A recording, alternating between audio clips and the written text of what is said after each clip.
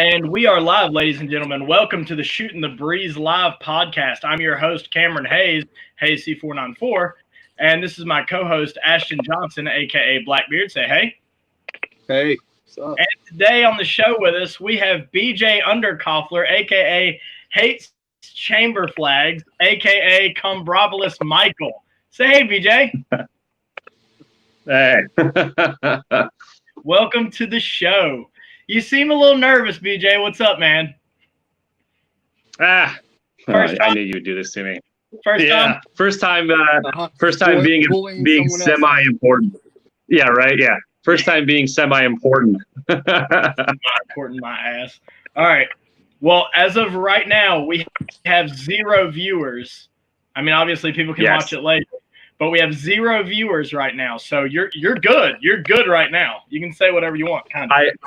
I can say that I sincerely apologize for ruining your podcast and causing 0 viewers. It's like after this one, just like my YouTube channel just drops after that. It's like nobody else is gonna watch it ever again. Yeah, boy, that tanked harder than I thought it was going to. BJ, I was gonna ask you to come back, but all right. Anyway, all right. So the first question that we ask is, how did we meet? So, BJ, how did we meet? It was at the Bushnell Bushnell Challenge in Arena back in 17? No, I was in Afghanistan in 2017, so it was 2018 or 2019. Throw that service in there. Thank you for your service. Yeah, yeah. I was. All right, yeah. So 18, yeah. We met there. It was you and Adolphus shooting. It was me and Rob Harville, and we were shooting for spikes at that time, or still are. But it was me and Rob shooting, and we squatted up and just started trading stories, and that was about the end of that, really.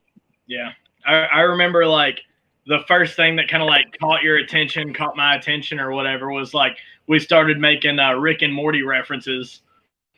And like we just Rick and Morty was we just become best friends, and that was. But I think the thing that like made me laugh the hardest, and this is like my favorite story to tell people, is your last name is Underkoffler. So whenever you're at a match, for people who don't know, whenever you go to a match, first question, BJ, are you single? First question. No. Seat taken. This is the seat. My wife appreciates that question. She's probably up there being the one writing that, like make me feel better. It's actually a guy that's asking that question. Jordan Spradley, you know him. You know what? For Jordan, I'll make an exception. You know what I mean? I feel that. But anyway, so your last name is Underkoffler, and whenever you go to these matches and stuff, it's the same thing as like why I want to become a first sergeant one day is just so that like whenever I can do roll call, I can just butcher everybody's names. And me and you were like standing beside each other, and the guy was like trying to read your name or whatever, and you were like, "Come on." And he was so like, close. under, and you were like, "Use your words." And then he was like, "I got nothing," and you were, "God damn it," and just like walked past him, and you seemed so pissed off. I was like, this must be like his thing. Like this is a thing for him. People never get his name right. I know it. It's Hooked on Phonics like eluded an entire generation of people that try to like say my name. Apparently, you were like, "It's all right. I can understand." You were sound it out. Use your words. And then like I specifically remember when you walked past the guy, you were like, "Words are fucking hard," and then you just kept walking on. Thankfully, I don't think he heard me. So, I hope he didn't. I feel terrible. All right, so tell the viewers, who is BJ Underkoffler? Oh man, who is me? Grammar. Just a lonely girl walking in this world. I'd say, like, for me, the best way to describe it is just a regular guy trying to leave somewhat of an impact on a community that really has some amazing people. So it's very hard to like, I don't necessarily want to be remembered, but if I can get like 3 guys to learn something that brings them home, then I think that's kind of my motto. And then obviously I got my family, my kids are the most important thing, my wife, and I'm just a shooter. I'm a shooter that enjoys, I'm kind of a close enough horseshoes and hand grenades precision shooter. So like, I'm kind of a guy that just like, especially zeroing, I'll admit it. I'm just kind of a close enough guy. I like, lead in the air is worth points. You know what I mean? So I don't know. I mean, I've got a wild life. I grew up in Montana, played baseball growing up, went to college, played baseball there, signed for free agent with the Phillies, went nowhere with it. Did 3 years in the independent minor leagues, went nowhere with that. Decided to join the Army and somehow ended up in the 75th Ranger Regiment and did 7 years there. And, just kind of like wandering, like, I don't want to scheme hitchhiking through life, but kind of just wandering through life. Meandering, if you will. And you are no longer. Some would say. Yeah, some would say. You're no longer with the 75th Rangers, correct? You're at Bragg now, yeah? Yeah, so actually it's an L&O job. So technically I still fall under the hierarchy of the 75th Ranger Regiment, but my immediate leadership now and like Todds slot is under Second SWIC, which is I work at Range 37 as an instructor. Yeah, so I'm like a Ranger L&O, if that makes sense. I'm just uniform, still can hold back to Ranger Regiment. Right now I'm fulfilling some training doing. Okay. I got a little bit of robot voice there at the end. Ash, did you get the same? Yeah. Yeah, so right there at the very end, it kind of got a little choppy. I don't know if somebody at your house is playing on Fortnite. Yep, somebody's playing Fortnite right now at your house. Somebody's on TikTok. No, it's probably just being in North Carolina. Oh, ouch! I live in North Carolina. So now North Carolina don't have rum or good Wi-Fi. Oh my God! So Ashton, I messaged Ashton earlier today, or like I call Ashton every day. He's my best friend. I call him every day.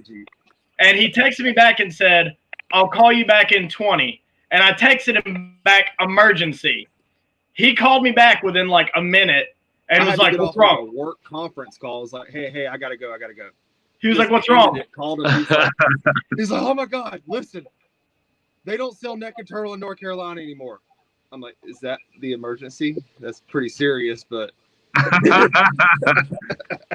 They don't sell naked turtle rum in North Carolina anymore. So like I texted him emergency. He got off of his work call, called me immediately, and I was like, "Ash, you will not believe this. This is the worst thing ever." Yeah. So anyway, all right. So you're at Fort Bragg now. I'll be spending a lot of time at Fort Bragg here in the coming up months, and such. All right. So that's who you are. All right. Yeah, just a guy.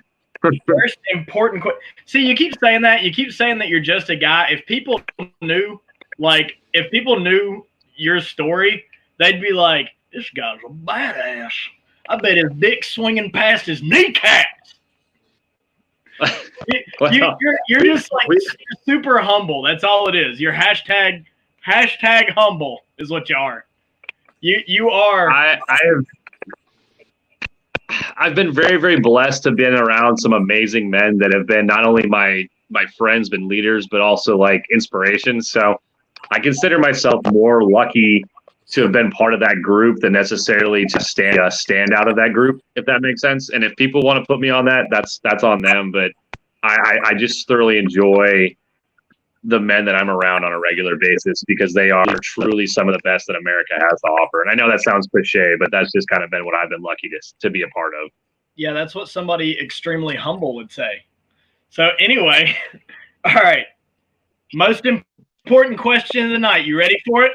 Yeah, send it. Gas buy low, sell high. Or bolt? Oh, shit. You've had time. I sent you these questions. You've had plenty of What he time. meant to say was bolt gun or bolt gun. Boy, shut your mouth.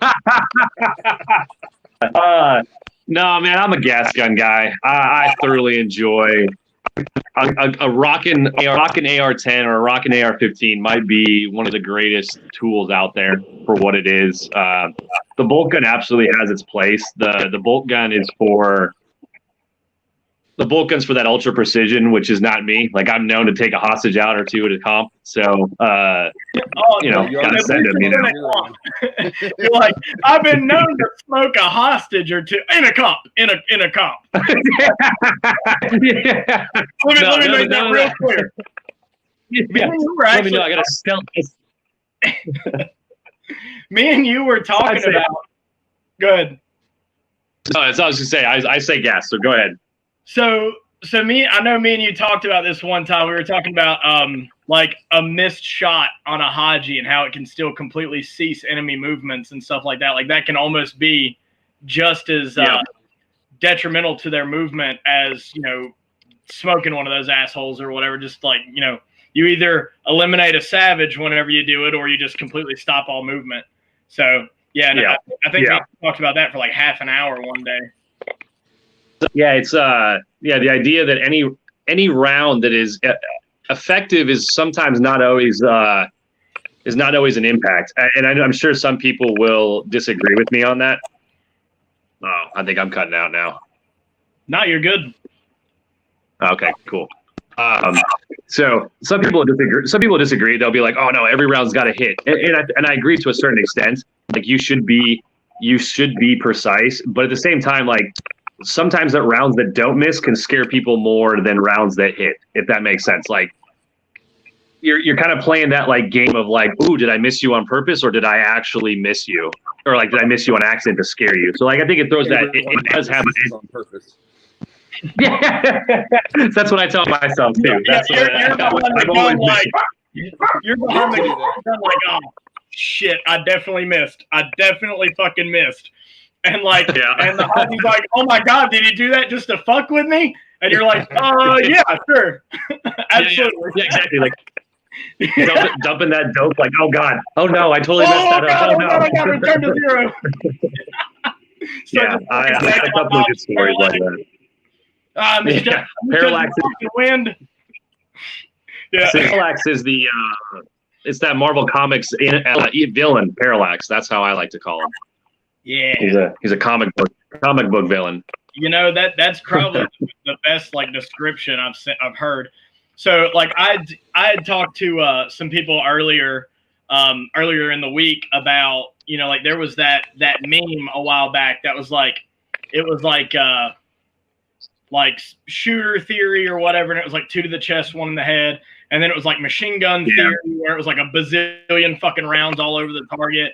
And then it was like sniper theory and 1 in the head. And I was like, yeah, that is not sniper theory. I was like, that's something that moves a lot. Somebody's head moves really fast. It's a small target. I was like, it's just really not, it's not as common of a thing as people think. Like shooting people in the head is not a thing like people think it is. Like people think that all snipers do is shoot dudes in the head. And I was like, no. We're not all bodily swagger, yeah. I mean, like Marky Mark off a boat with a suppressed 22, that's just not a thing. I mean, it can happen for sure, but it's definitely not the percentage shot. And I think that if we want to talk that kind of stuff, I think you're doing a detriment to yourself going solely for headshots kind of thing. I think that, but you know what, at the same time, like let the common people, like I say common people, like it's a bad thing. Let the people think that, so then there's like way more. I don't mean it that way at all.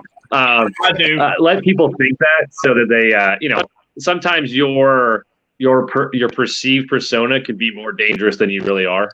So, I agree. I like to let that run. People will think you're savage, and you're like, Yeah, it's whatever. Yeah, like I've taught so many classes and stuff like that where like I'll give them like the trick to shooting targets between like 0 and 500 because they're like, oh well, what if the target's 450 or whatever, and I'm like, it's a dude, it's a man-sized target, that's a big ass target, give it 1 mil high center chest, 1 mil high center chest out to like 500 and you're gonna hit it. you're gonna. I mean, like even at 500, you're gonna hit them in the thigh. You know, you'll hit them in the thighs. Oh yeah, So, like, there's and then, you know, if the target's 100 meters away, 100 yards away, then you're gonna impact 3.6 inches high. So maybe you'll hit him in the throat or the chin. You know, and if he's 200 yards away, then you might have like half a mil of bullet drop. So then, but because now it's 200 yards, it's the same as it was at 100. It's still 3.6 inches. So it's still like in the chin or in the throat. And then at 300, you'd be 0.9 point of impact. And then at 400, you know, you'd another mil low. And, you know, and then 500, you'd be down in the thighs or whatever. So, like, you know, and I've tried to explain that to, like, designated marksmen and snipers and stuff like that. I'm like, if you don't have the advantage of time, then 1 mil high center chest and send it, you know, because you're going to hit that target somewhere. There's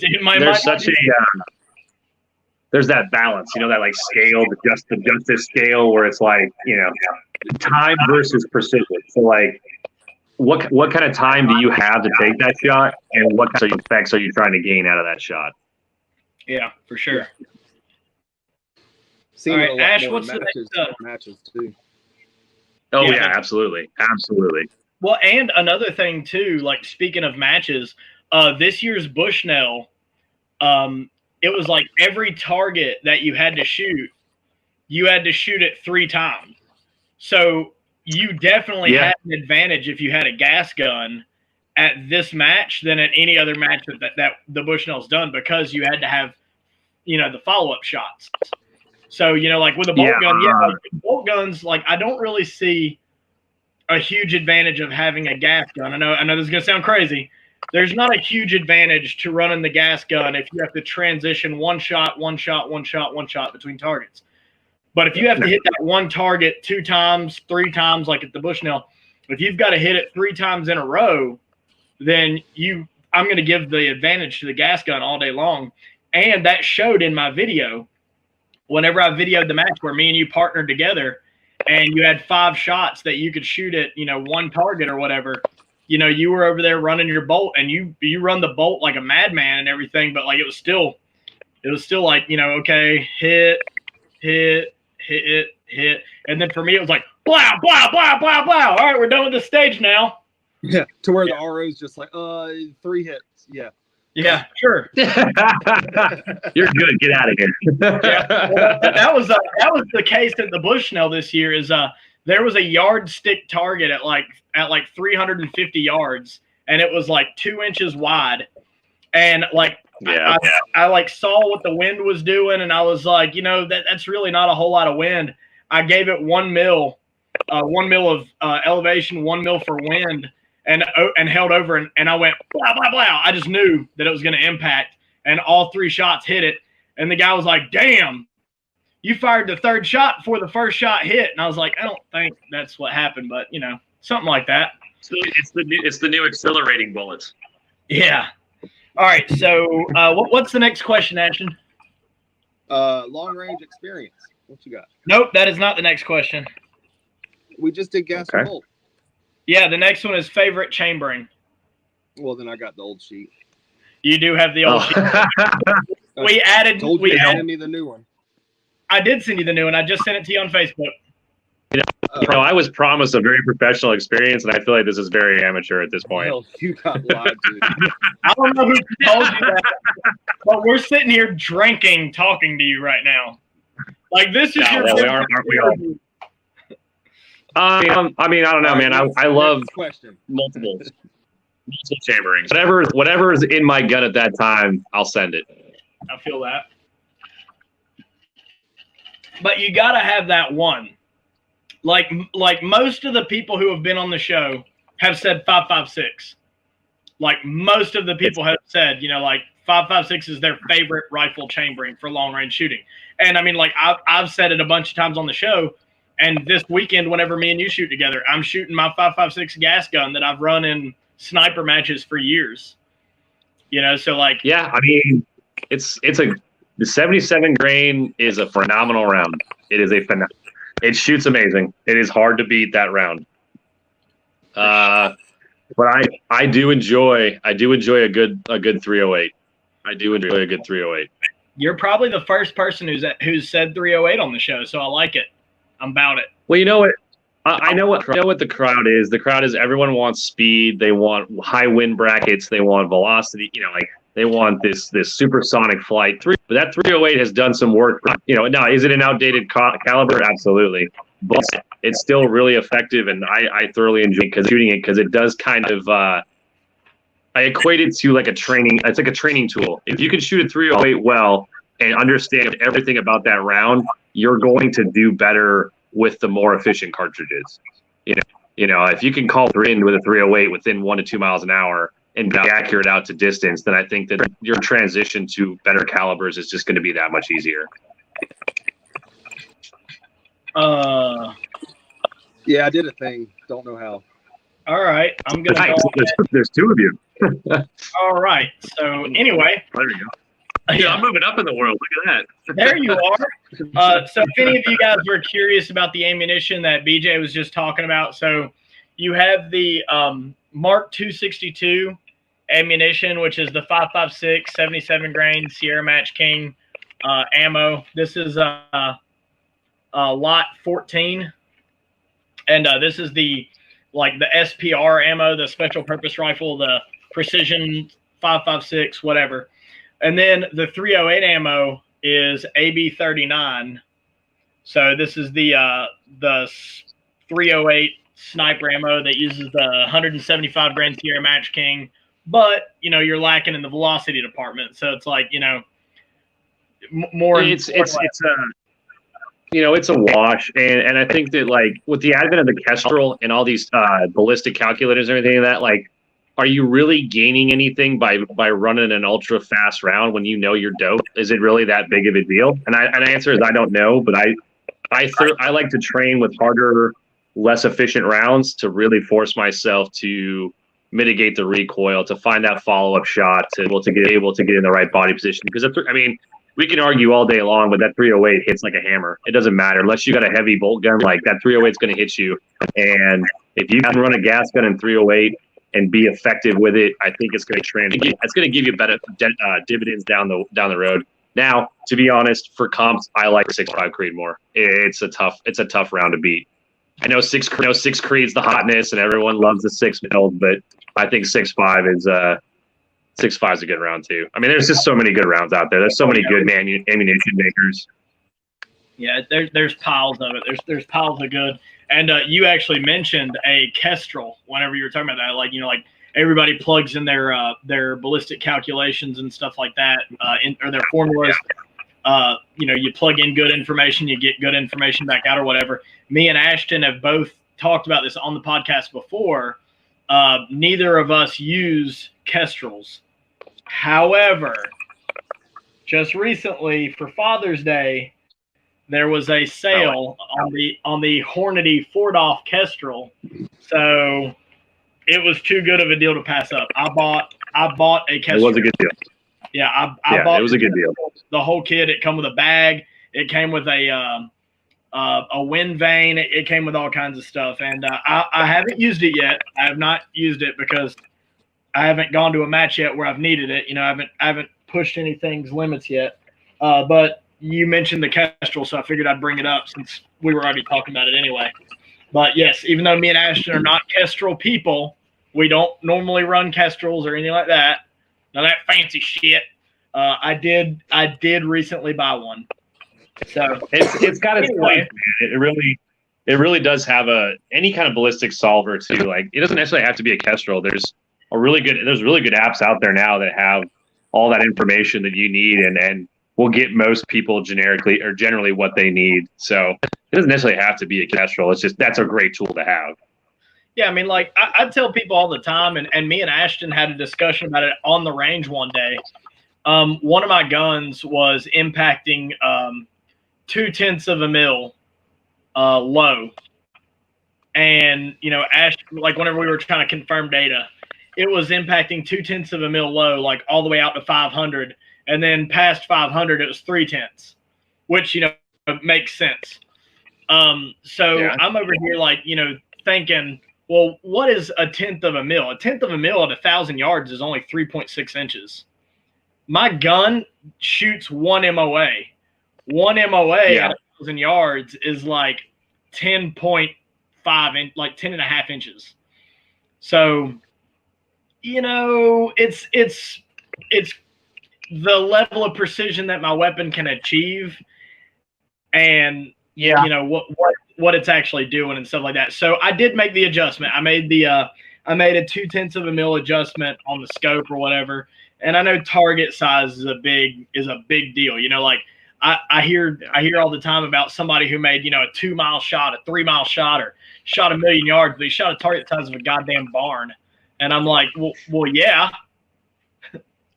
Well, now to be fair to those guys, and I'll be the politician here. To be fair, they're doing some incredible stuff with some pretty incredible rounds. It's not personally my cup of tea. I'm not super into that 2 mile stuff. I think it's cool, I really do. But like, excuse me, I got to shoot a 37 XC with David Tubb and my buddy Mike.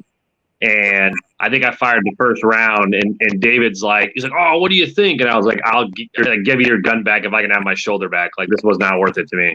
You know, so unpleasant.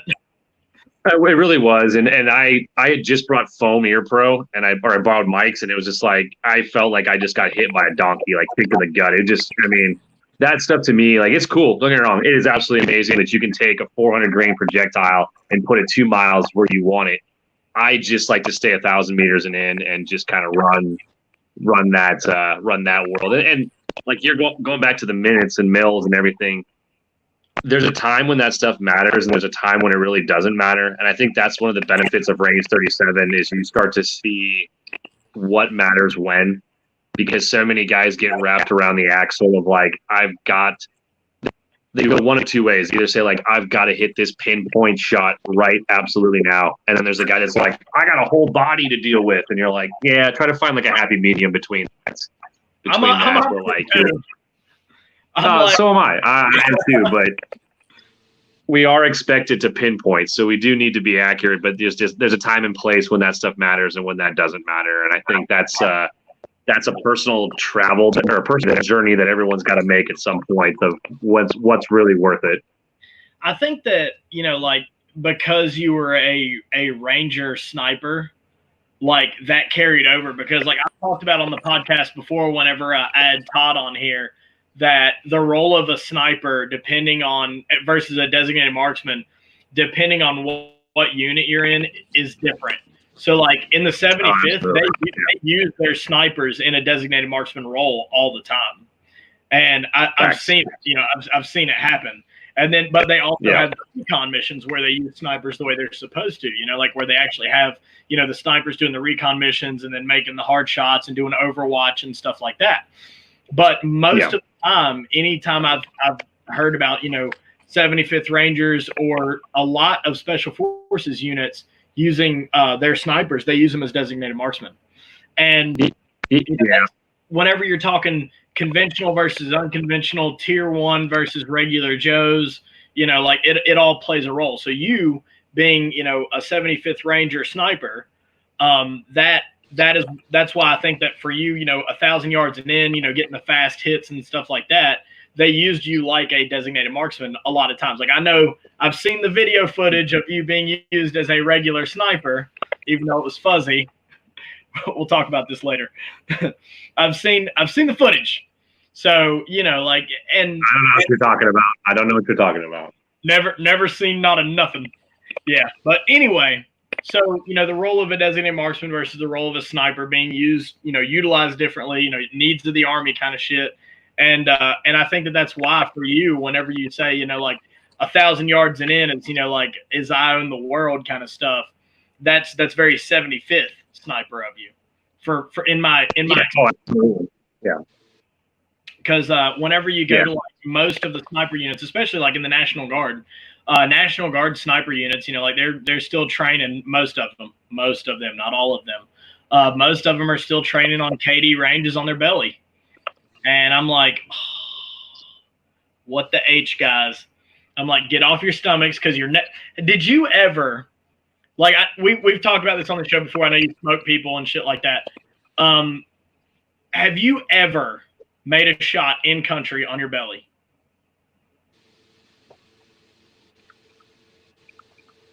Same. Once. One time.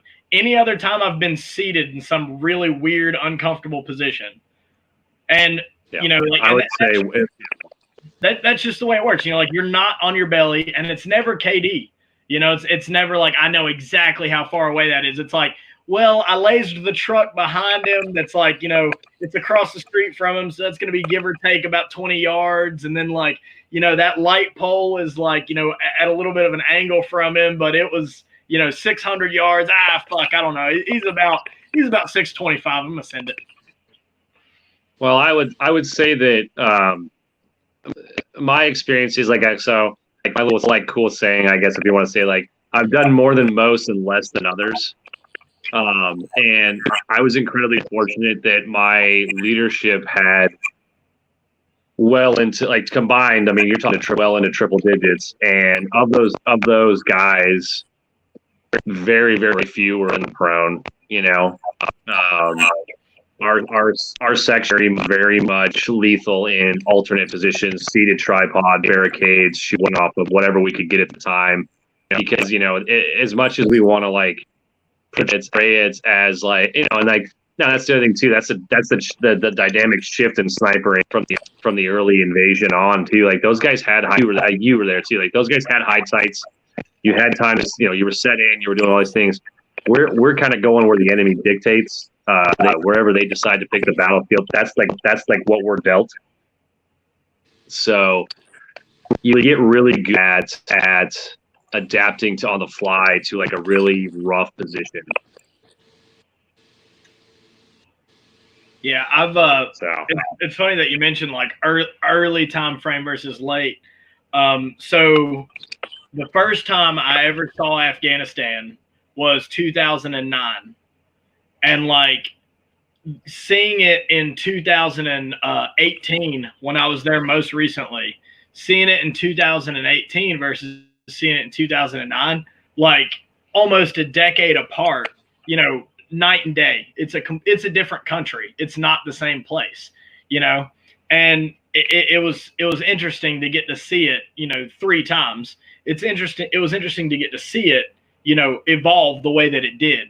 And stuff like that, you know, like, and the way that we do things, you know, I got to see our TTPs and their TTPs change, you know, and that was all, like, really, really exciting stuff to me. Me and Todd talked about this. I guess we can touch on it briefly since Ashton's taking a shit or something. He's tired of us. Yeah, he was like, man, fuck this. So me and shut up with your war stories.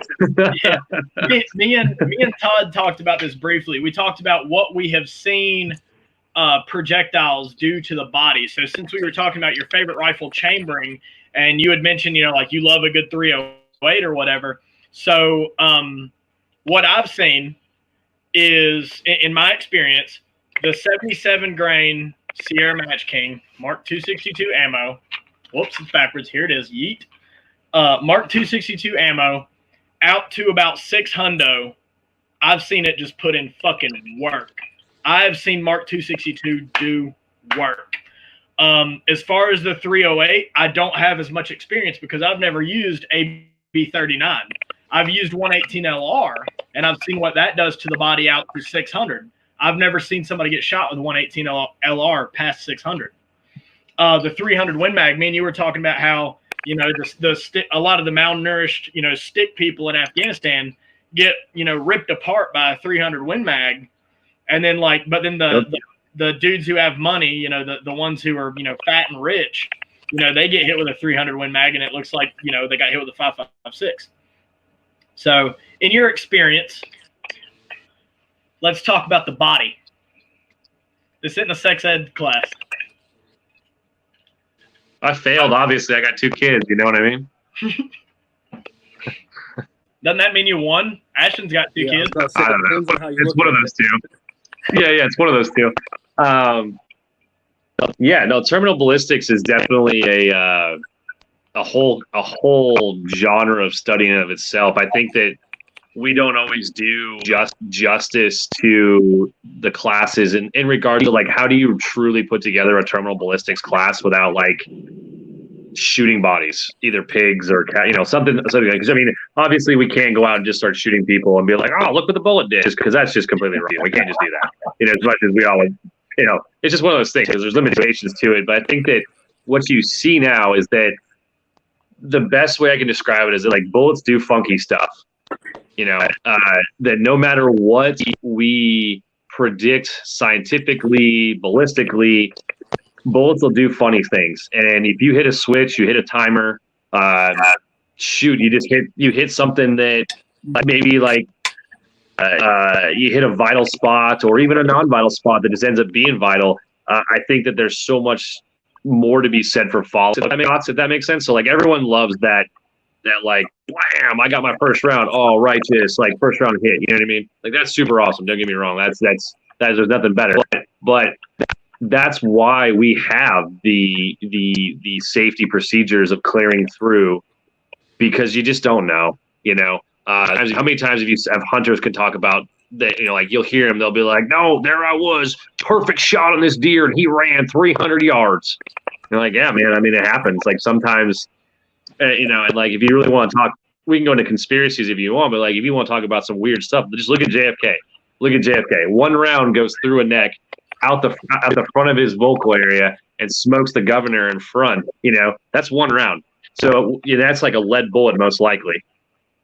There's no way that he's using a Carcana with full metal jacket, unless he had some. But either way, bullets just do weird things. So I think that your assessment's good. Like 2.62 is nasty. It's not great on metal though. You put them in front. If it hits a piece of metal, gun, mag, something or other, it's going to flatten. But the new EPR rounds, the Alpha 1 ammo is really, really good. Very effective. I like to equate it to like, imagine AB39 as like loaded by people who care, as opposed to like 118 LRs just kind of Lake City cranking it out.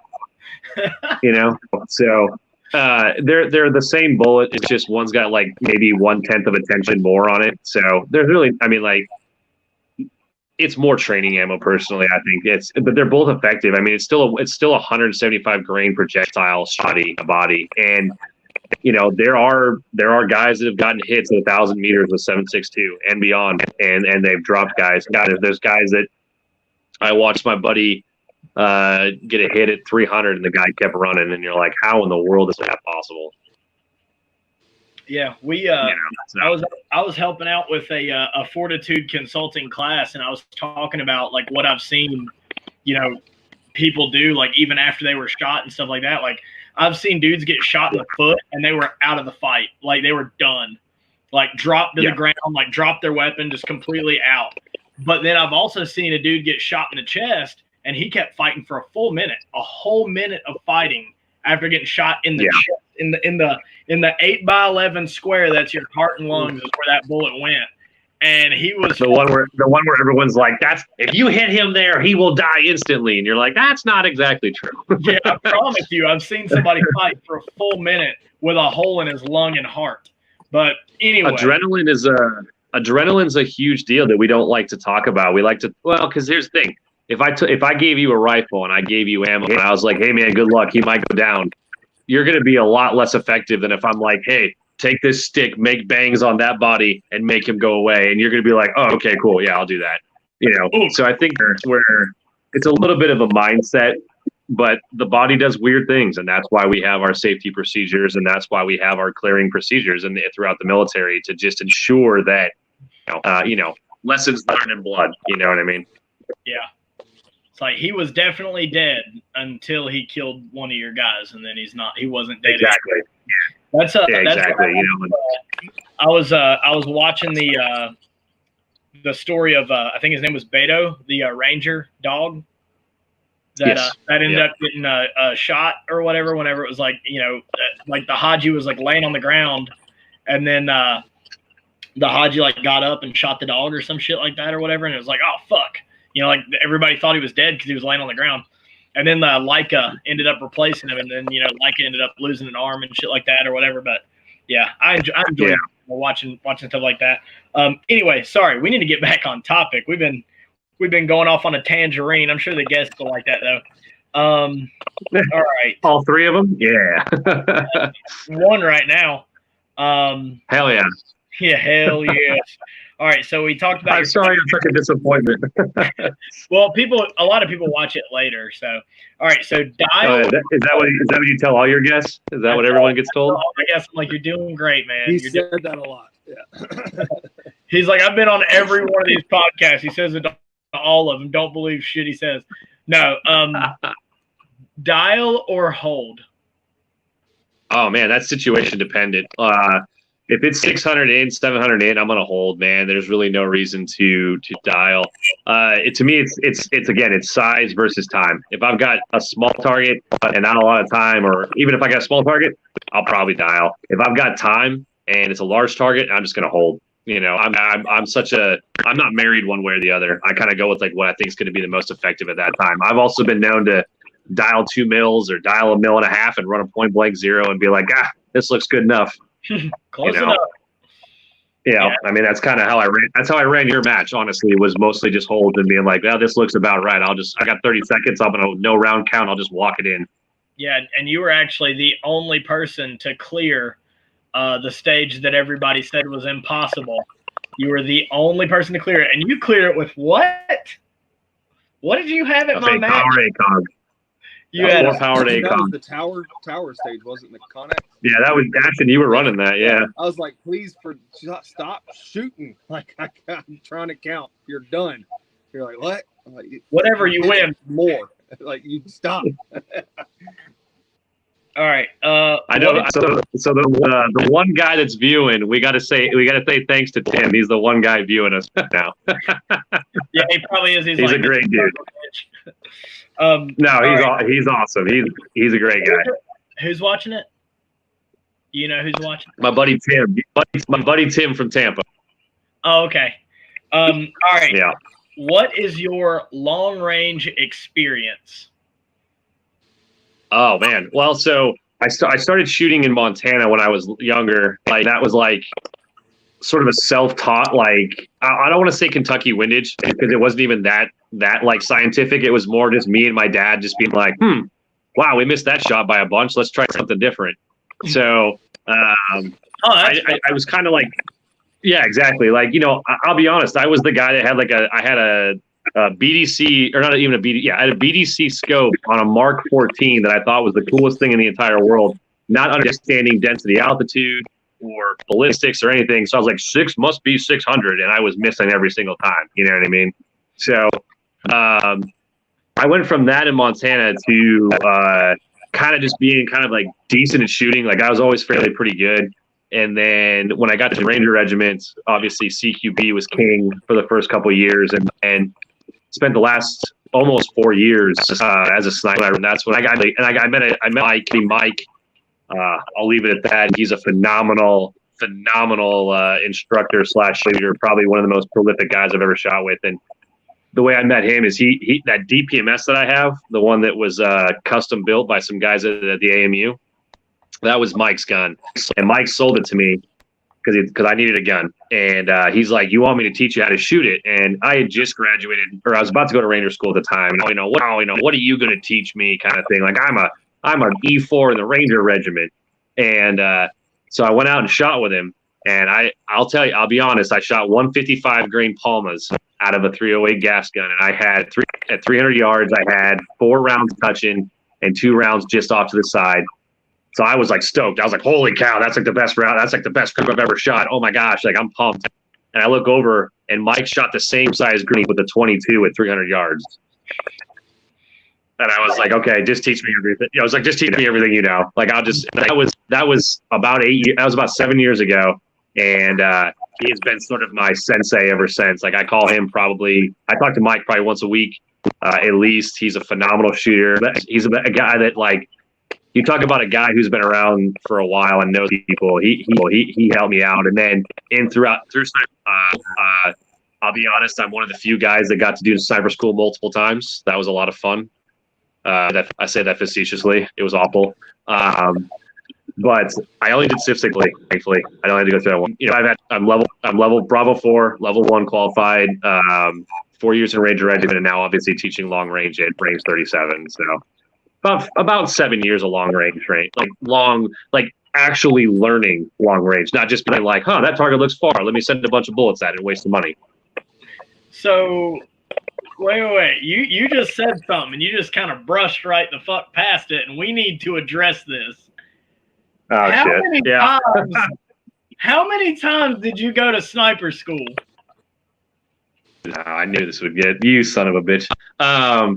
No, to be completely honest with it, it took me 3 times. I went through cyber school 3 times, and I would say that, in my honest assessment now, looking back, I wasn't ready first or second time, and it wasn't because I didn't have the talent, but I wasn't necessarily ready there mentally. The first time, we had a bad day on record fire. Over half the class failed on record fire 1. So they sent over half the class home.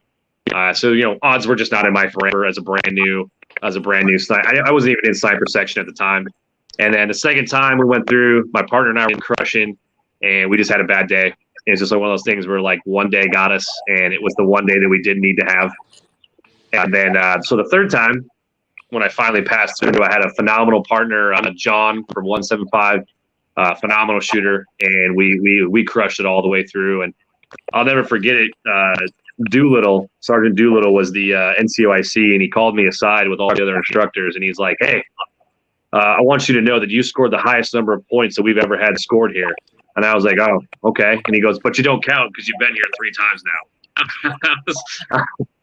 Thanks, man. Appreciate that. Appreciate it. Yeah, he's like, you're pretty much a cadre at this point. And I was like, I feel like it. So, but if you want to go down that rabbit hole, and I'll waste some of your time here. It's a story in resilience and like determination. If I can kind of like toot my own horn, if you want to call it, like I refused to fail. Like I wasn't going to let it beat me. So that's why I went back multiple times. Like I knew I could shoot. People know I can shoot.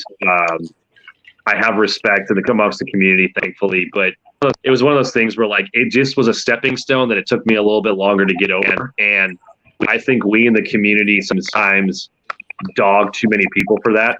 I think everyone has a tendency to kind of be like, "Oh, you weren't a first time go," and you're like, "No, I wasn't. I was not ready at that time." And honestly, I wouldn't be as good as I am, or if you think I'm that good, because of the fact that I had to go. 3 times was actually beneficial for me in the long run. Yeah. So did you get to do like a recycle, like immediate, or did you have to wait? It was over about a 2.5 year span. Oh shit, that sucks. I went through a very dark phase of a lot of, I don't want to call it, no, it was honestly, it was a little bit of depression. It was a lot of self-loathing and self-doubt. You get behind the gun and you're like, I know I can do this, but why can't I perform when it means the most? And it honestly took me going through a deployment, and a buddy of mine by the name of Bruno. Bruno was my sort of team leader in one of my on my first deployment as a sniper. It took him sitting me at the range every day and kind of being like, "Hey, you're good. Like, don't worry about it."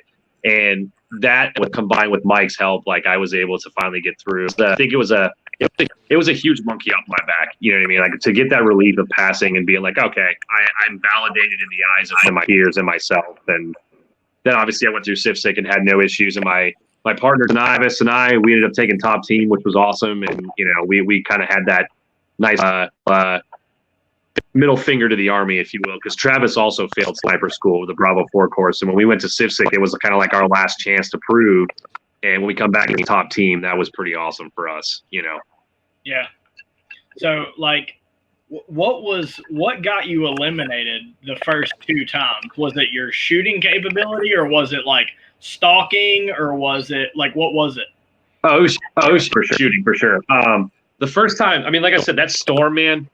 When that first class hit in 2014, that storm, like over half the class, it was gusty winds, and you've shot at Benning. It's 4 miles an hour tops. You know what I mean? Like it's a very low wind bracket course ranges. So when you have higher winds and you're not used to it, it really kind of didn't do us any favors. And so and then the second time, it was shooting again. They were always shooting, and I think the second time we just we were the first in the shoot, so I think the jitters got to us a little bit, and My partner and I both missed one shot that we've never missed before. Just kind of one of those like chip shots, and you just like rush it, as opposed to saying like, even though I got shot, I got to take my time. Still got to make this shot. We let the clock get to us. Was it the 10-inch at 300? Nah, size steel. It was IPSC at 300. It wasn't 300. It was a little. Oh. All right. 310. Oh. No, it was. They were 550s. 50s. That's. Like I said, it was just one of those things where, it did. But again, I wouldn't be the instructor and the shooter that I am if I hadn't had those experiences. Yeah. I think the failure. Yeah, failure is your best teacher. Like these guys that come out and crush, and then they're like, "Oh man, I'm awesome." You're like, "Yeah, man, you had 3-mile-an-hour winds the whole time. Like you didn't really learn anything." Yeah, I feel that. So, all right. So, what are some matches that you host or are affiliated with? I host no matches because that's way too much work. I do help. I guess affiliated with. I help Strategy guy. Do the Snipers Unknown. Wait, these guys? These guys right here? Yeah, those guys right there. So if you go to that match package this week, good. If you go to that match, let's see, what is it? October 23rd to the 25th at GTI? No. Whatever. August. I don't know. September. I don't know. I'm just supposed to show up in our. It is. My bad. It is. No, telling me I'm wrong. All right. My bad. I was thinking the 3rd, 4th, and 5th for some reason.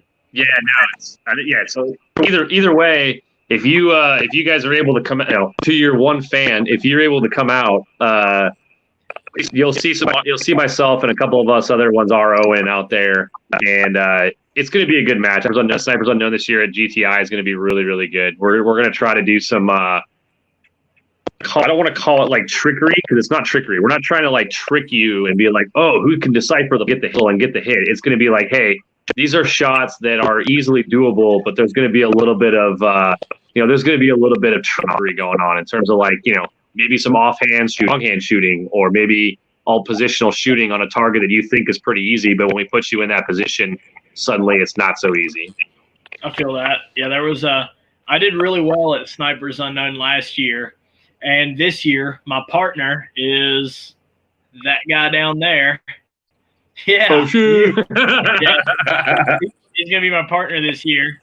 And speaking of partners and matches that we're affiliated with, me and you are partnered up for the match this weekend, aren't we? Yeah, Shootin' Todds. I truly enjoy Richard Todds, the Chi-Tac USA series, or what I forget whatever he titles it now. I feel bad. Sorry, Todd. I know. I really enjoy going out there because it's like a really cool, low key. No one's like really trying to beat everyone else, if that makes sense. Like everyone's kind of there to help and have a good time. And like if you win, righteous. If you don't, like you still had a good time, Yeah. So I'm excited. I think this will be the first time we shoot together. So it'll be a good time. Yeah, I'm gonna make sure to like take my scope off and then put my scope back on, like 2 T marks forward, right before we like shoot the match. And I'm going to clean my rifle really good. And then I'm going to switch to 55 grain ammo that day. And doing all that. What? And then he's going to get the whole team DQ. Yeah. And then I'll get you DQ'd. No, actually, I'm cleaning the gun tonight. I had it all taken apart. I showed you that before we got on the podcast. I'm cleaning the gun. I know people are like, you don't clean your gun before a match, but yes, I do. Screw them people. Yeah, I clean my gun when I want to. And that's my thing on cleaning guns. Like you're going to start me on a quick tangent, and it's the alcohol talking. No surgeon in the entire world doesn't clean his scalpel and says this works better dirty. So as long as you have a routine, and as long as you know your routine and you don't strip copper, you're gonna be fine. Like I hate it when people don't clean their guns. They're like, oh man, I never clean it because it's this has got 35,000 rounds and I've never cleaned it. Bull crap. You know what I mean? Like no, that's not how guns work. That's a it comes down to knowing your gun and knowing what it'll do when you do clean it. There's some cheaper barrels. There's some guns that if you clean, it goes to shit, and it takes 100 rounds to come back. Well, what I've found in my experience with the gun that I have is if I clean it before my confirmation 0 day, then by the time I'm through my zero confirmation stuff, it's back to normal. It's 20 rounds. So after I clean it, I'll fire 20 rounds through it, and then it's back to sub MOA and everything's all Gucci bandana. I'm getting consistent velocities and all that other shit. So normally if I go shoot for example, whenever I shot Snipers Unknown, whenever I shot Bushnell, any of the bigger matches that I shoot, if I didn't have the opportunity to actually clean the barrel, what I'll do is I'll clean my chamber and my barrel extension, your star chamber. I'll clean that with the regular brush. I won't run anything down my bore, but an oily patch and then a dry patch. And then I'll clean the shit out of my bolt carrier group because, that's the functional moving part. So, I'll clean my bolt carrier group and I'll clean my chamber and my star chamber. But other than that, I don't clean it. I don't clean the bore of my rifle. What I'm doing. No. Well, that's absolutely right. And that's what you should do. And that's where I should probably clarify my position. Yes, do you need to run a bore snake every single time?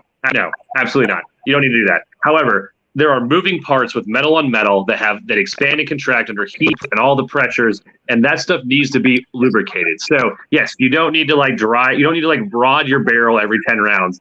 However, not a bad idea to keep some oil on that BCG and your moving parts need to have some lubrication. You know what I mean? And Ashton's sitting there going, well, I run a bolt gun, so I just spit white lithium grease on it, and that's it. No, the worst thing I did was when one of them board cams that you hook up to your phone and shit had a mat. Yeah. And I started running it through some of my barrels in the safe that had been sitting for 2 or 3 weeks. Where did all this crap come from in the barrel? It just got shot to me recently. I'm like, oh my God, I got to clean everything. Everything. So especially if you run a can and leave it on your rifle and stand it up. I mean, it ain't good. You're talking about a bore camera. You got one? I literally just bought one. I just got it in the mail today, so I'm gonna start scoping my bores and shit like that. I had to get rid of mine. I donated it to Jamie. I was tired of looking down my dirty shit and wanting to clean it. I'm like, take it. I don't want it anymore. I don't want it. I don't want me clean my guns. All right, so matches that you host are affiliated with, we already covered that. So you're affiliated with Snipers Unknown, and me and you are shooting TRM together this weekend. Yeah, and I'll be at Mammoth, and I try to hit Mammoth, and then the Real World Sniper Challenge in Texas. If Nick can get that to go, which I'm pretty sure he is, I'll be at that one.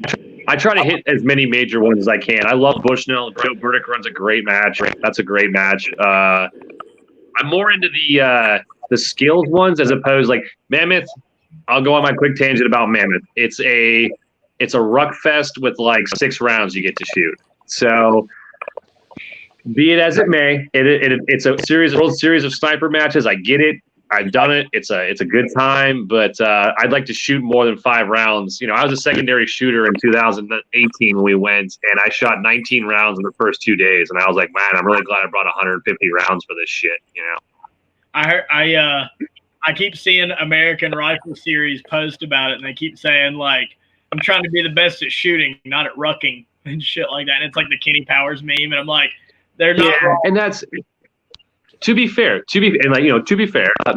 Mammoth is a great challenge, and I think you should do Mammoth if you get the opportunity. Just understand that it's more physical. The shooting wins it, but you got to be physical in order to be successful. And to me, man, at the time I was I was kind of a bitter 7-year Ranger, so I was like, man, I'm over walking in the woods. You know what I mean? Yeah, I have been requested to shoot with somebody, at least one person, every year for mammoth, and every year I'm like, nah, I'm good. I ain't trying to walk like that, fam. So, but literally, every year someone asks me to partner up with them for mammoth, and every year I'm like, nah. So I won't name, but there was a guy who works for an organization very high up, and he was riding he mechanized division at Bushnell years ago. Drove by my partner Rob. What are you doing riding? Hold on. Slow down a smidge. Slow down a smidge. You're getting robot voice come through.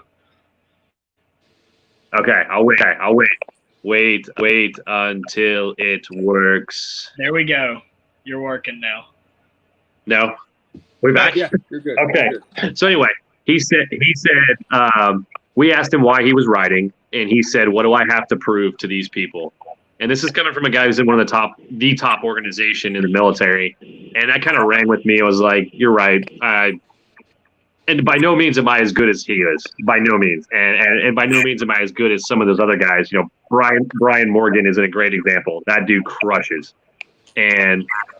But for me, I don't like camping in the woods. You know, camping to me is like better be a hotel with AC and hot water. You know. All right, Ranger. Ranger that. Yeah, I do it when I have to. The last like Bushnell and actually, so starting off with Bushnell. So my partner, as you guys know, like for aerodynamics, has been Adolphus Jones for a long time. Me and him shot together for a long time. Awesome dude. Yep. And but he's got back problems and asthma. So there's no fucking way. There's no way that we can do that. You know, like even though, you know, I do ruck marches just to stay physically fit for the shit that I do for the Army, you know, and stuff like that. I do ruck marches and shit. But like for him to do it, like it might actually kill him. And, you know, like for a while there, I was like, yeah, you're just, you know, like you're fucking around. You don't really have back problems. You just don't feel like walking and shit like that. Me and him shot a match where you had to literally drag a sked with a body in it. It was like a dummy. You had to drag a sked with a body in it over a hill and back. And then you had to do it again. Bushnell. Oh yeah, it was Bushnell. Yeah, it was Bushnell. Oh yeah, you were there. And he fucking on like the third after the third one, because he had to do it like 5 times. After the third one, he couldn't help me anymore. And I was like, what? You know, because he's a big, you know, he's a big like monster of a dude. You know, he's super fit and shit. But like after the third one, I was doing it by myself. And I was like, what the fuck is wrong with you? And he's like, like he couldn't fucking breathe. And I was like, oh shit, my partner's fucking, I'm about to have to lay his ass on the sked and fucking. Yeah, he's about to die. He was like legit dying. So I'm like dragging this thing by my lonesome. Like this really sucks a lot. And then on like the last shot, you had to like trade rifles or some shit like that, or like you had to shoot from like a seated position. I don't remember what it was. But I just remember I fired my last shot, and like I get up and like I'm like picking up his brass and like picking up stuff and like, you know, getting everything all ready to go. And I'm walking back and I realize my partner's not with me. And I look back and AJ was just fucking laying on the ground all sprawled out trying to fucking breathe. And I was like, dirt just laid out. Yeah, that range was so gross too. He was just laid out in the fucking dirt dying. And I was like, oh my God, he has got issues. So like from then on. Oh yeah, I got a partner. Shit. Yeah. Just walked off without him. Yeah. Yeah. Leave a falling comrade. So fucking from then on, every match that I've gone to, I've had an albuterol sulfate inhaler in my bag just in case I'm partnered up with somebody who has respiratory issues and needs, you know, something like that, you know. And you know, it always, you know, you talk about lessons learned in blood. Luckily that one wasn't in blood, but it was still a lesson that I learned, you know. Oh yeah. But anyway, okay, so Man, we went way off on a tangerine on that one too. All right. Tips or tricks. What is a tip or a trick that you would give to a newer long range shooter, or even like a newer soldier who wants to go to sniper school, or somebody wants to get into long range competition? What is a tip or a trick that you would give to somebody like that? So you want to talk about tangerines? We're about to go on one of those. Prepare yourself for a perilous journey to Mordor. I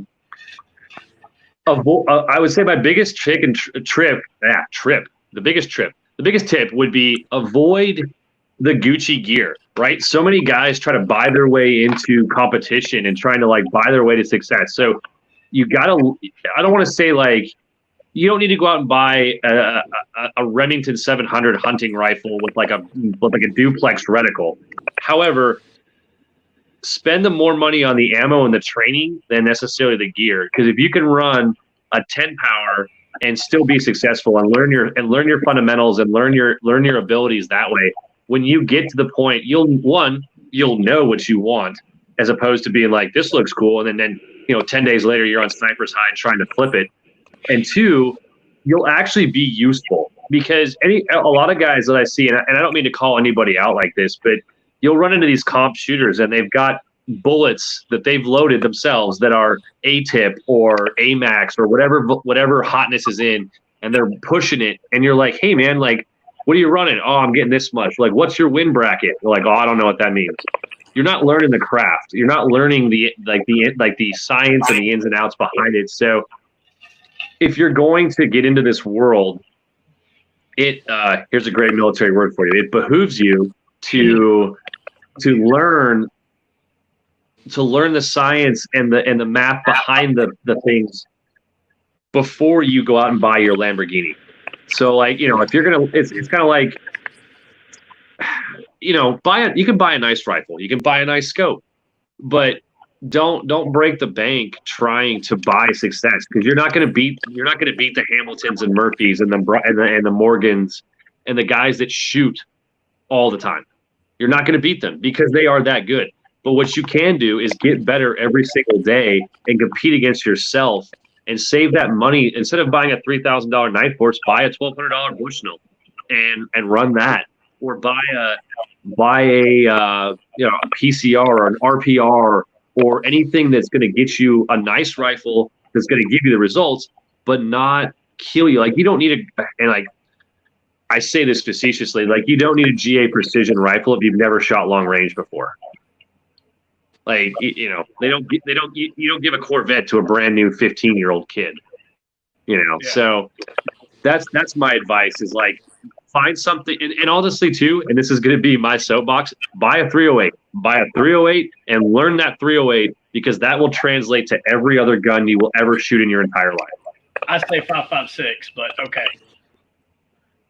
I like the recoil. I like to get kicked in the face. So. Yeah. That's spicy mayonnaise we're getting into right now, talking about 308 recoil. That is the. I mean, you could just be wrong. You could just live your life as wrong, and that's fine. Well, okay, so I like what you said. I agree with most of what you said. Actually, just about all of it. I tell people all the time to buy a 5.56 and learn a lot of this stuff with a 5.56, so that they're not afraid of recoil. And stuff like that. And that's a good point. If the long range game is what you're thinking about getting into, go to the 100-yard range and shoot groups all day long. I don't care. Shoot a million groups with that 55 grain, 62 grain cheap shit. Shoot as many groups as you can, and learn how that weapon functions and stuff. And then whenever you start stretching it out, then you start shooting the 77 grain stuff or the 69 grain stuff or whatever. And one of the things that I kind of sort of not really partnered up with PSA or whatever, but it was just like I wanted to prove it could be done, was I started shooting, PSA guns in matches.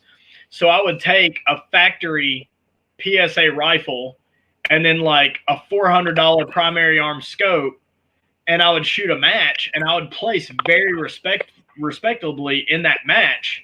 because you know, Ashton knows, some of the viewers know, it's the Indian 10 times before it's the arrow.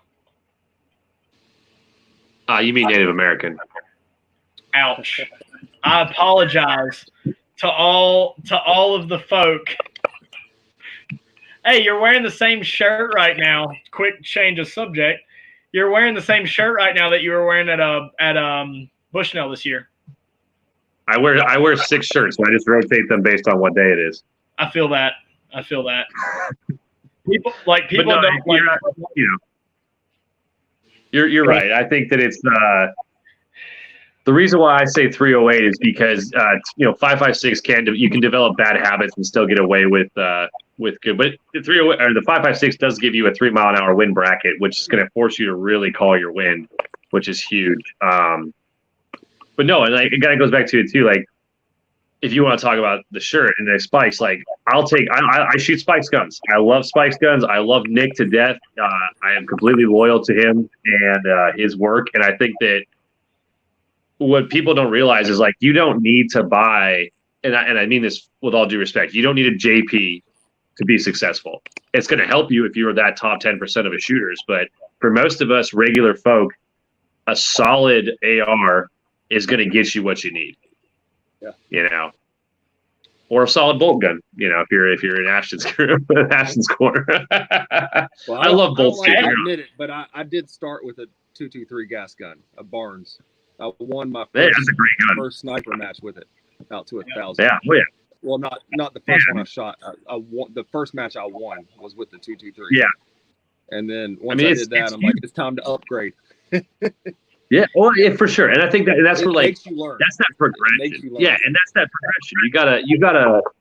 You gotta learn that gun and learn, because, like, so many, like, think about it, like, look at Sniper's Hide and how many guys buy the top end Gucci stuff and sell it 10 days later because it's not what they wanted. Get used to what you want. Know what you want, or know what you want to use. And I've told numerous shooters that wanted to get into competitions that came to me and, what do I need to do? What do I need to buy? Where do I need to go? I said, don't buy anything yet. Go visit a match and talk to people. I don't know a shooter that's not going to show you his stuff and talk to you about what works and don't. And then the next match, sign up under an RO to help RO. The third and fourth match, RO. And you get to see 100 shooters shoot stuff 100 different ways and talk to them, and then decide what you want to do and what route you want to go and go to training. For sure. That's it. That's phenomenal. That's great advice. And comp shooters' favorite subject is themselves, so they're always going to tell you what they're running and what they're what they're capable of doing, what their guns are. So you can kind of get a really good feel of what's out there and, like, what kind of the hotness is. Like, think of how cyclical the gun world is. Like, in 2000, early 2000s, if you weren't running a Leopold or US Optics, you were a peasant. You know what I mean? And now, if you're not running peasants around here, yeah. And so now, if you're running, now it's like Night Force and Zero Compromise and some of the higher end stuff. And in 10 years, that's going to shift again. And it's the same thing with rifles. Think about how rifles have gone and like what. So I think you can chase your zero all day long, or you can get something and get, like, again, my sensei Mike, his favorite saying was, like, beware of the one guy that has one rifle and he knows how to use it. Yeah. All right. So since we were just talking about how you don't need expensive equipment to be a good shooter, the next question is, what is a piece of equipment that was a game changer for you? What piece of equipment made long-range shooting exponentially easier for you? I feel like I know what answer I want you to give, but I don't think you're going to give this answer because me and you have talked about this before, but I feel like you're not going to say it, and it makes me sad. I really wish I had my Armageddon gear game changer so I could be like, this was a game changer for me. I can't tell you, like literally 75% of the shooters that come on the show say a squeeze bag. An Armageddon gear game changer was a game changer. We actually changed the question to, what's your favorite piece of equipment except for a bag. Yeah, besides the game changer. Like, we literally had to say that. Like, we've had to say that. Like, what is your favorite piece of equipment? What was a game changer besides a bag? Like, anything but a fucking bag. I would tell you, like, the bag isn't a game changer for me because even today at the range, I practiced straight up gun on PRS barricade at 400 meters on a 6-inch plate, just trying to ring it from a standing position off a barricade. No bag, right? So gun on barricade. And if I can get 80% hits with that position without a bag, how much better am I going to be with a bag? So to me, yes, is the bag nice to have? Phenomenally so. However, it's not the piece. The piece that has changed it the most to me is definitely the Kestrel, because I can go out all day long and gather hard data, but as soon as I change my density altitude, I'm no longer happy. Brought to you by Kestrel. By Hornady Fordoff. I agree. I think earlier Cameron said I don't use a Kestrel. I don't own a Kestrel. Out past 800, 900, 1,000, and depending on target size, I'm asking the squad who's got one and what's the DA. Like, I'm using. Yeah, it's pretty true. Yeah, and that's I mean, that's where I think that is the single most important piece is the ballistic ability at your fingertips. So no one, like, we always joke about the progression of sniper world. Think like 10 years ago, it was all hard data. It was all mil dots. You were writing everything down and you had to do your temperature changes. Now I legitimately take my little PDA and I'm like, hey, it's a little bit hotter. And it's like, oh, the little gnomes inside are like, okay, do this. And you're like, oh, okay, thank you. And then and then you go out and you pull the trigger. And like you almost become the monkey that's just doing the dance monkey dance. Like you're just doing what's being told by this Kestrel. So to me, I would say that the biggest piece of equipment is the Kestrel. I can take a 5.56, have my dope plugged in, and hit 800 meters. Not necessarily every time, but I can be at least close enough to scare the guy. Yeah, I went as far as printing out my dope cards and laminating them and just doing it DA for temperature. I've got 20 of them that I keep in my bag, and I'll pull it out every hour or so, ask someone for a Kestrel, and look at the DA and flip that card to my wrist coach. Yep. It looks like I'm not using a Kestrel, but I'm on the right card for what it is now. Right. And I think that's good too, because like honestly too, in the like when you have like a 5-round stage, like you don't have time to be sitting there like flipping through and be like, oh my god, I gotta get like the quarterback sleeve is great. So the Kestrel gives you that prep time.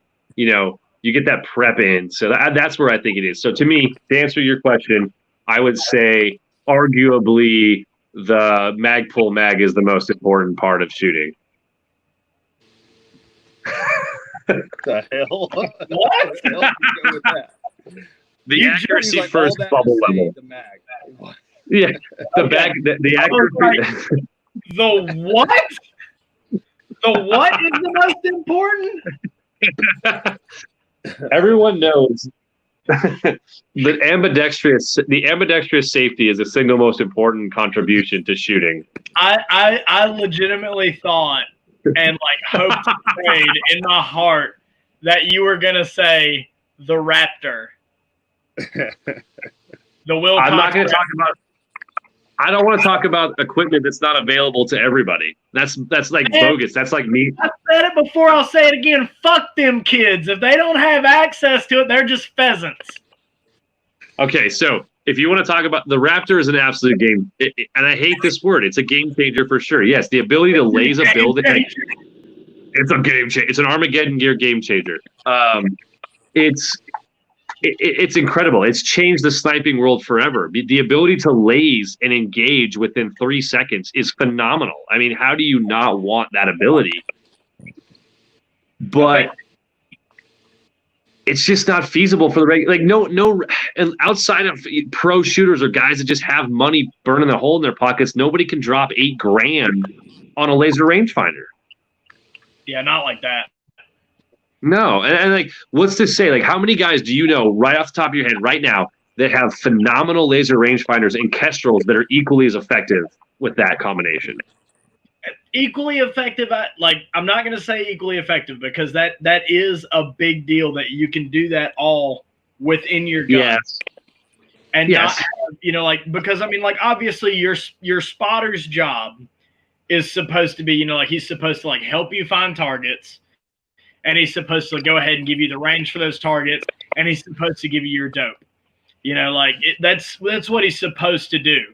But then, like, true. To do all that stuff as a standalone, like that to me is awesome.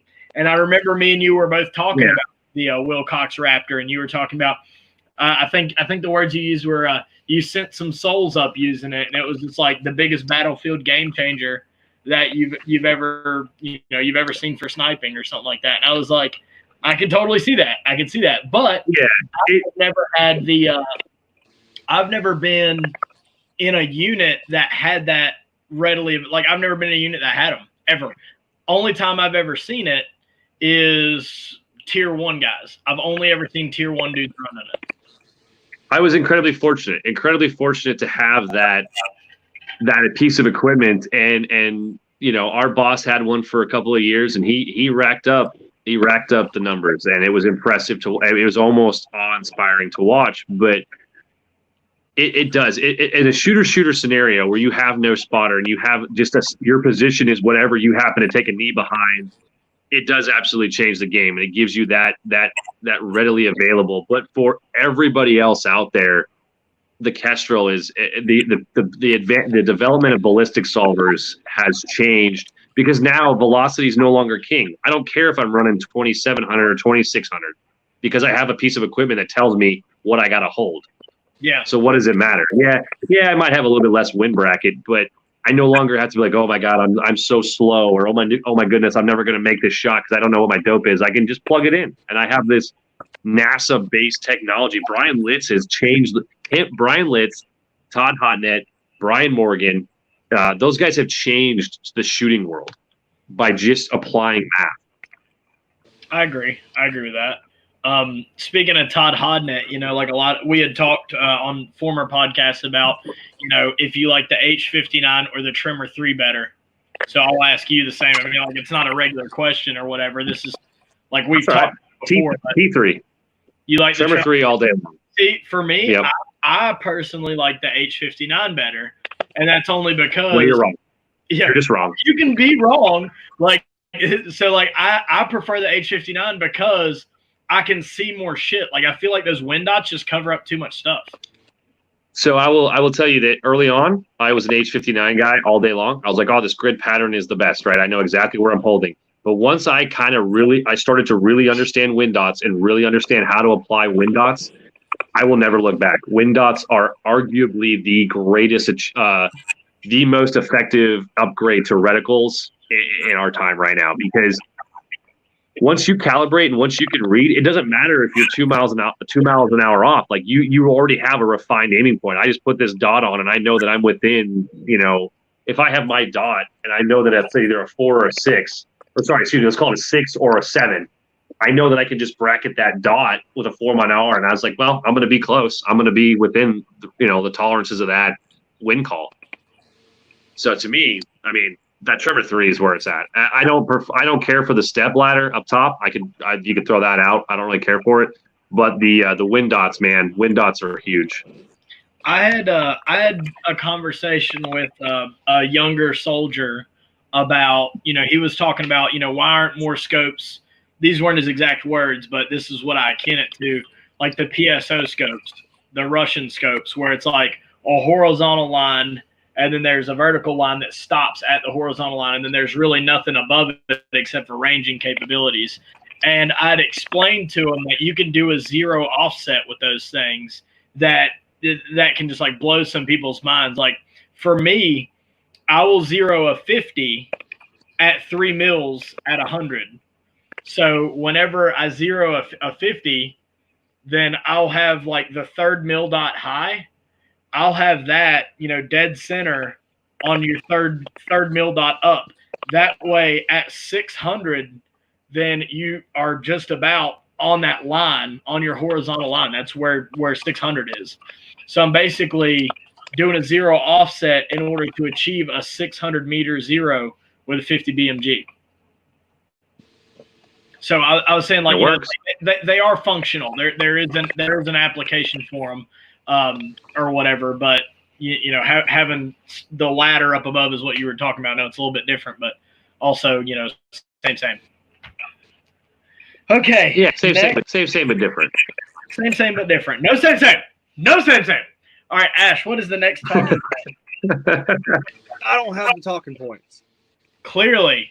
All right, so hold on, I might. Are there any new developments in your life? This could be a new car, a new house, a project you're working on, promotion at work, anything. New developments. Well, that's pretty personal. Pretty vague. Try to keep my and pretty big. Oh yeah, I plan on mowing my lawn this weekend, so there's a development. It's like, man, that's serious dad shit right there. You're like, boy, I'm gonna fuck up some steaks this weekend. I'm gonna wear my socks up to my shins. I'm gonna wear some New Balance shoes, and I'm gonna mow my lawn. New Balance. I do have my. You know what I was gonna say? Like, I could tell you, like, I got a prostate exam coming up. Pretty excited about that. Let's see. You've got anything new. There's some developments hopefully coming out soon. We got to do some testing on some new stuff for the Army, which is pretty cool. Doing the ASR testing stuff. I think 300 Norma Magnums going to be. I think that's going to be a new hotness for sure. I think 300 Norma Magnum is really going to take the world over in terms of if it can be affordable. I think it's going to be the new Win Mag. It's just a phenomenal round. For me personally, man, I'm just shooting. I'm just having a good time. The Snipers Unknown is a big deal. Working with Chris at Title II, trying to get a few projects done over there. Working with Nick at Spikes and. Just kind of try about. I don't really have anything like all the irons in the fire are just kind of helping people trying to get because I just recently moved, so we're still trying to get the house squared away and kind of stuff. And really, the biggest time with the kids, man. I pretty much 7 years away from those kids, and so it's time to give back to the family a little bit and let my wife take a break from being a single mother, essentially. A single mother with a husband. Yeah, exactly. Yeah, I just realized that I did not hit the start podcast button, so we've actually just been talking for an hour and a half for no reason. I'm just kidding. Oh, well. Just kidding. Yeah, just kidding. I'm just kidding. So anyway, all right, Ashton, are there any new developments in your life?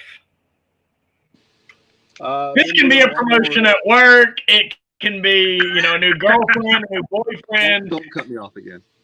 Oh, we're going to talk about this after the podcast, young man. You're already not my partner anymore, so I don't know what I can do. Hold up.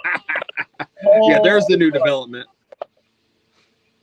Go ahead. No, go ahead. Hang on, let me put some sunscreen on before these birds start getting too hot. You know what I mean? God dang. No, I've been really hanging out with family more, taking the kids saltwater fishing. I noticed. Figuring it out a little bit. Yeah, you're doing that dad thing. I like it. Yeah, he's out there trying to find Nemo in the ocean. For real. No, and you were on the news and shit. You were on the news. Yes, you were. Shit. That was out of what did I say it was? Minneapolis or something. That was my childhood friend that used to live in South Carolina with me, and he done got big and in news agency, but he seen it on his Facebook page and shared it in the morning and put me on blast. I'm not telling anybody else that's not South Carolina. I just been showing everybody my kingfish that the kids caught. I'm like, yeah, it was featured on the news. And they're like, what? I'm like, yeah, it's a big deal. I didn't tell them what. No big deal. What state? I'm like, really, like Fox News? Well, yeah, but local. In South one of the Carolina? affiliates. Yeah. In South Carolina? Yeah. Well, no, not in South Carolina. It was in Minneapolis, but you I had know, a couple people say that's so cool. You got featured, in Beaufort where you caught the fish. I was like, well, not quite there. Sure.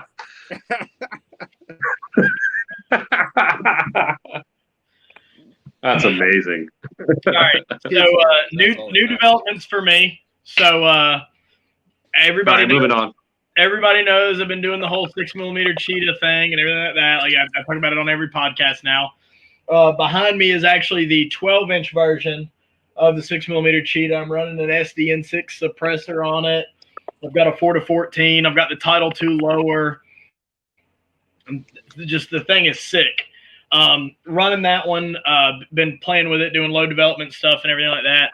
Getting closer and closer to pushing out the barrels to the customers, the people who pre-ordered them and stuff like that. Like I'm probably maybe 2 weeks out from shipping them. So there's that. Also, as a lot of you guys know, me and Ashton are on Title II Manufacturing's shooting team. I'm the team captain, and he was the first person who I brought onto the team. We brought on 2 new shooters today, Ed Whitehead and Jason Whitehead. That's right, yeah. Good people. We brought on 2 new shooters. I've been out at some land pretty much every weekend for the past like 3 or 4 weeks, swinging a machete every weekend. My transfer is official for the Army now, so I officially belong to the 120th, and I'm their section leader over there. So that's cool. What else? And I mean, I just been, I've been busy. I've been busy as shit doing a whole lot of different stuff.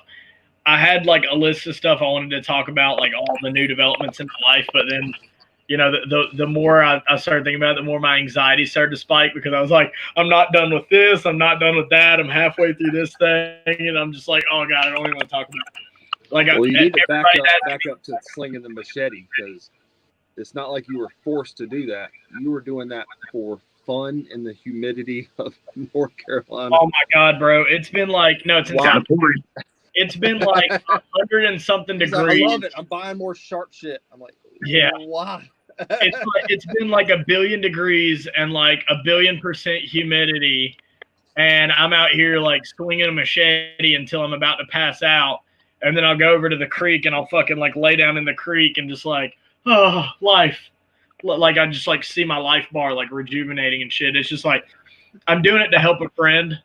Like I have a buddy who bought 180 acres worth of land, and I'm going out there, because he needs help. So I'm going out and helping him out. But also I get to ride, like I get to ride on his property and stuff like that, and I get to shoot out there. So I've sort of started running out of places to shoot because I've burned a few bridges in my day. Whenever people ask me for my opinion, I give them my honest opinion, and a lot of times people don't want to hear that. And that's sort of that reputation has somewhat preceded me in some places, and some places don't want me, doing business with them and, things like that. And some people do, but they live a bajillion miles away. So, like the ultimate goal, I think, for all of us, the guys who like to shoot and make our own bullets and shit, is to have a 100-yard range in our backyard. But, most of us don't have that. So, like, it'd be dope as shit if I could have a 100 to 300-yard range in my backyard. But I'm not there. The nearest range to me where I can get 100 yards is 45 minutes away. So, if I can go, help this dude out every now and again, he lets me come out there and, shoot out on his property and stuff like that, that'll be dope. If I help him do all this stuff, and then he's like, and then I don't get to shoot out there or whatever, I help somebody. So it doesn't really matter. All right. BJ, you got any cool toys you want to show anybody? Well, you had me. Let me just pull out these props that I have, sitting around. The first one, obviously, a buddy of mine ran a match, and I got lucky and won it. my division anyway. So I got this sweet knife from Chris at Title 2. Huh. See if I can show his logo there. Whose match was that? Some guy runs a podcast. Yeah, But so BJ came in first place for Trooper Division in my match. I appreciate the bribe on my stage that I was ROing. Yeah, he was also dude, the only those person. Washingtons don't come cheap. You know what I mean? He was also the only person to clear Ashton's stage. So, and here he is on the podcast. You know, I'm starting to see some things that some of the other people saw earlier. What's that? I'm pretty sure there was bribery going on here. Oh yeah, yes, man. I was $4 down after that stage. Come on, $4 whole ass dollars. dude. I'm not saying Washington's don't come Everybody cheap. else didn't know I'm cheap. Yeah. All right, so this is my Spikes gun, and it's got some multiple accoutrements. So one, Andy Vobu, if you will, did the paint job. So he did gun coat. We call it I call it dirty grub worm, but it's a very nice like subdued pattern. From Bullet Consulting did a great job with that. Running a night, forcing a guy's mount, but it's a Spikes 6.5. Got the Arca rail on the bottom and a Trigger Tech. I don't know if you can see that or not. Trigger Tech spur or a Luth AR grip. And I would say of gas guns, probably my favorite gas gun. I don't shoot that much because I can't afford 6.5 as much as I can 308. I can get 308 a little bit easier. So those are the two that I brought out for you for the. 308 so easy. What's that? How do you get 308 so easy? I reload it. Oh yeah. Oh, words. Yeah. Reloaded into the magazine, or like reloaded into the back of your truck. No, I reload it at my station. I like to pull the bullet in backwards so I know that I'm really pressing the powder in that way. And that way the flat end of the bullet hits harder. You know what I mean? Yeah, I feel that. It's like you're making a 308 wad cutter. Well, yeah, dude. I mean, like I don't want to punch through the steel. I want to hit the steel flat on, so I put it backwards. Yeah, for sure. For the viewers at home, don't do that. Please don't. For the love of God, please. Oh, now we're doing PSAs? That's what I know, right? Speaking of PSA, let's talk about our sponsors. BJ, throw some shout outs to your sponsors or to anybody you want to throw shout outs to. Just shout outs, Tom. Okay, so I'm not a sponsored guy. Nobody cares enough about me, which is fine by me. No, I don't have any sponsors, but I tell you, the companies that I like the most right now, obviously, Nick at Spikes is kind of my go-to guy. I really enjoy everything he does. He does some phenomenal work. Chris at Title 2, also phenomenal guy. Can't speak highly enough about him. Brad Amick's Guns, also phenomenal guy. Snipers Unknown, those guys, like they called us up, asked if we wanted to help. Really happy to be a part of that. And then obviously, just being able to teach at Range 37 is a blessing every single day, and it's not something that goes unnoticed by myself and the guys there. That we are very fortunate to be in that position, and we truly are passionate about what we do, and we're trying to work up some things where I'm teaching some classes to other people.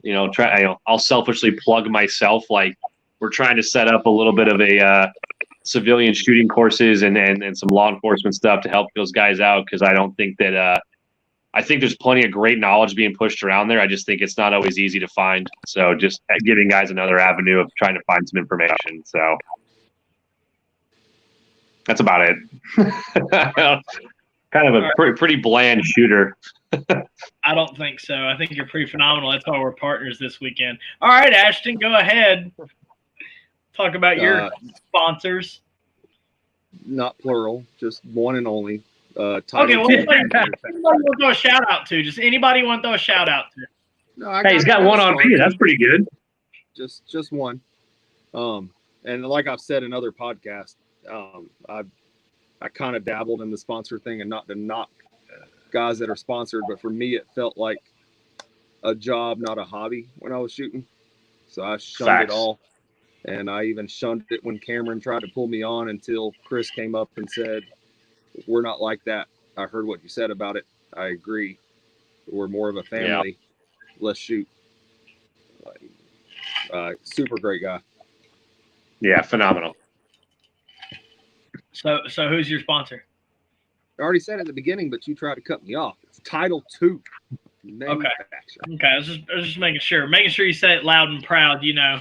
I don't even know if it matters. I don't know if someone's going to watch an hour and 40 minutes of this to get to the end. They're not going to. I've significantly ruined this podcast, and so you could just blame that all on me. I think it was good. I mean, okay, so I'm sure no one can. You can just have people attack me. I'm gonna cut you off. You can just have people attack me, and like I won't notice enough because I'm never on social media enough. So you can just pin it all on that weirdo that was in the top right corner. You know, fucking BJ every time. So my sponsors, Title II Manufacturing. They make dope knives. They get pigeonholed as knife people. They also make guns. They make gas guns. They make bolt guns. You know, like they do phenomenal gun work. They paint guns. They do classes. They do all kinds of stuff. And now we have a pretty substantial shooting team. We've got 6 shooters on our shooting team now. And we go to matches. We drink and we smoke cigars and we eat red meat and we have a good time. And those are all criteria to be part of the Title II Manufacturing shooting team. Is you have to eat red meat, drink, smoke cigars, and have thick skin. So anyway, aerodynamics. I've shot, for aerodynamics for a number of years with Adolphus Jones, and here lately I've been doing more stuff with Title II Manufacturing and stuff like that. I've still got the aerodynamics rifles, and I still promote for aerodynamics, and I wear the aerodynamics T-shirts and everything like that. But because of the COVID-19 stuff and all that, there really hasn't been a whole lot of matches where I've been able to represent Aero here lately. Yeah. Bullet Consulting Group. Y'all notice I keep drinking out of my Bullet glass here, or my tumbler that they made for me. Bullet Consulting Group is Andy Vovu, who BJ was talking about a little bit ago, and Andy is the one who's doing the barrels for the 6mm Cheetah. So he has been, the guy who has been doing all of the 6mm Cheetah work. He's the one who made, the barrel for that one. He made the original barrels. He's been making the case gauges. He makes the dies. He makes all that stuff himself in his machine shop. And here pretty soon, I'm gonna be pushing them out to customers or whatever. So Bullet Consulting Group, he does, really good work. He painted your gun and all that other stuff. Yep. All right. Pistol too, but I don't have it now. I talk all the time about, Control Solutions muzzle brakes like Frank's Red Hot. I put that shit on everything. If my gun doesn't have a control brake on it, it's got a suppressor on it. That's just the way it works. Todd Resource Management. As a lot of you guys know, I'm currently doing the 22 push-ups a day for Veteran Suicide Awareness challenge thing. And I've been doing that. I'm on like day 7 or something like that. Todd Resource Management is a nonprofit that helps veterans, disabled veterans, kind of get their mind off of things and gives them a hobby, and stuff like that to do. Green Mountain Defense is Kent Hauer's company out of Pennsylvania. He teaches like defensive carbine, defensive pistol class, stuff like that. And him and TJ Ramsey have the Sling and Lead Live podcast. TJ Ramsey is the lead slinging ginger. I think all of you guys met him at my match. And TJ Ramsey also does TR knives. I've got that dope ass knife I showed you guys on the last podcast and stuff like that. George Gubler was on the show. He is the owner of 903 Tactical. And also, I have a 903 Tactical sticker on my rifle that I'm going to be shooting this weekend. So there's that, shameless plug. Chris Diaz does Sight Right Optics, and he's out of Florida, like Title II Manufacturing is. And so he does a bunch of scope stuff. Me and him have been talking about some reticle things because, a lot of companies that are trying to put their reticles and stuff are just doing it wrong. So me and him are, talking about possibly doing our own reticle. Wind dots. Yeah, wind dots. Oh, I said Todd Resource Management whenever I meant to say Resurgence. Oh, shit. So Todd Resource Management sponsors my YouTube channel. and they give me a place to evaluate products, and that's where me and BJ are shooting together this weekend. Fortitude Consulting, I'd mentioned them earlier. They do classes here in North Carolina. Canebrake Consulting, Mike Lewis. You actually ran into Mike at the designated marksman match at Panteo in South Carolina, right? Yep, phenomenal. Great to see him again. I first met him as a student, actually, when I was going through the course. He happened to be on range control, and we got to talking, and his formula is a very, very good tool to have for the quick milling for anyone who's trying to get into, anyone really going over to the desert, going overseas. It's a great tool to have. Yeah, so Mike Lewis, actually, he did another thing that was so not only did he see a deficiency in the Army, and he did something about it by coming up with the Canebrake zero offset tools, but also I was about 15 minutes away from where he lives, and I was at AT, and I had a situation on one of the machine gun ranges, and I was like, who better to have out here than Mike? So I gave Mike a call, and I was like, hey man, these guys need to hear it firsthand. They need to hear it from the guy who wrote the book. Can you come out here? And he drove 15 minutes down the road, came out on the range, and gave my dudes a talking to about zero offset for using the PAS and stuff like that, using the thermal optics. Fortitude Consulting, Canebrake, Palmetto State Armory. I'm still supposed to do something with PSA. We still haven't figured out what it's going to be.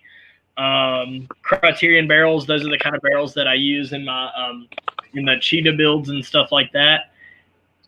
All right. So now that we are at the end of the show, last thing we talk about is the questions in the comment section. So, Ashton, we should be good because it should be zero. There should be zero questions, so we should be good. We've got more viewers right now than we've had the entire show.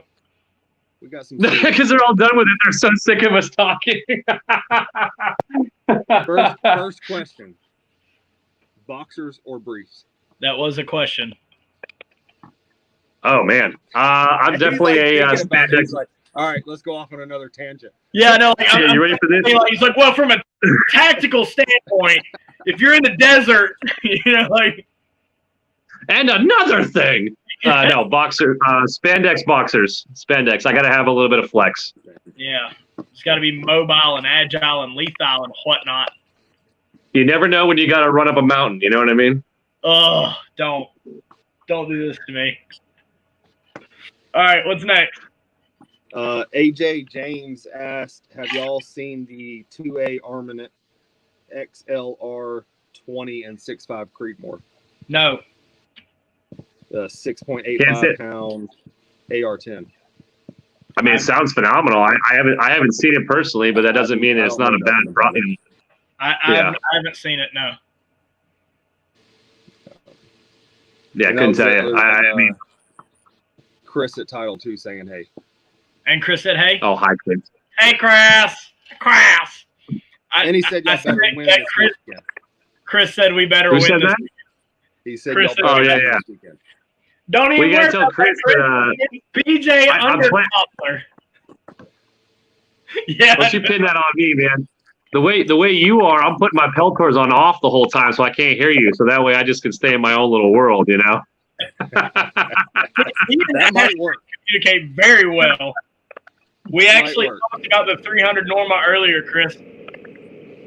You missed it. Yeah. You got to watch the rest of the podcast. Yeah, you got to watch all 2 hours. I apologize in advance. We're getting close to it. We are getting close. This is on par with the worst Star Wars movie. You know what I mean? It just kept dragging on, and we just couldn't find a plot to stick with. You know? You mean episode 4, 5, and 6? You watch your mouth. You shut your mouth. What'd you say to me? Yeah. All right, for real. Episode 1, 2, and 3 was trash. It's better than. Don't even get. You want to get me down this rabbit hole? 7, 8, 9 are the most worthless pieces of garbage I've ever seen in my entire life. Ren and Kylo Ren is the most. He was a Marine. He's awesome. I'm not saying he's not. The rest of the story. Oh, my 5-year-old tells better stories. Are you telling me that your 5-year-old tells bad? Like, this is your way of saying, like, my 5-year-old tells shit stories. I'm just letting everyone know. No, he tells phenomenal stories if you can compare him to Star Wars. All right. Are there any final thoughts? Do y'all have any like last things to say or anything to the viewers or anything? BJ, you're first. Oh, I'm first. What an honor. No, I think that this community needs a little bit more humility, but also bravado. So humility in that, like, be honest with your viewers, be honest with your guys. Like, I'm not a huge fan of the YouTube guys that are constantly showcasing their skills. Like, yeah, it's great. You're selling a product. I got it. But we also need to realize that that's not first take. That's not your first shots. There's no, like, be honest about it. But at the same time, we've also got to step it up and say, these are what we're capable of doing. So it's kind of a double-edged sword. Like, I'd like to see guys be a little bit more honest. I guess honest is the word I'm looking for. Stop telling me you're shooting dimes at 1,000 yards, man. Like, we all know that that's few and far between, and when it happens, it's phenomenal. But let's be honest. Give me your averages. Give me your bad days. And the last thing I'll say to you, dime at 1,000 if you give them enough shots.